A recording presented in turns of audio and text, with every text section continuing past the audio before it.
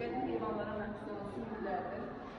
İlk sırada, yəni ikincidə daha doğrusu gələn vəhşi atın kəllə sümüyüdür. 5-ci sırada olan Merkel yərgədanının kəllə sümüyüdür. Bunlar 180-70 min öncəyə aid olunur. Muzeyin ən qədim eksponatı isə, baxın, birinci sırada gələn fosildir. Bu fosil dəniz canlısı olan, ilbizə bənzər varlıqlardan biri olan amonitə məxsusdur. Həmin o fosilin 60-70 milyon il yaşı var. Üçüncü sırada gələn isə fil sümükləridir, uşaqlar. 2-3 milyon il yaşı var.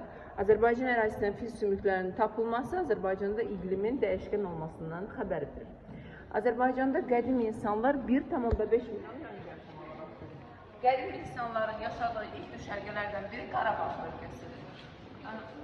Xocavənd rayon ərazisində yerləşən Azıq mağarasında arxeoloji qazıntılar zamanı biraz yaxına gəlib. Demək, qədim insana məxsus olan alt çənə sümüyü tapılır. Həmin o dərsliklərdə keçdiyimiz məşhur alt çənə sümüyünü baxın, burada görürsünüz. Maketə baxın, maket.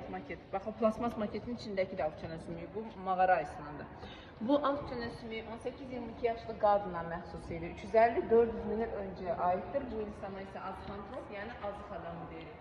Fiziki tipinə görə, baxın, burada gördüyünüz Neandertal dediğimiz insanlara keçirlər.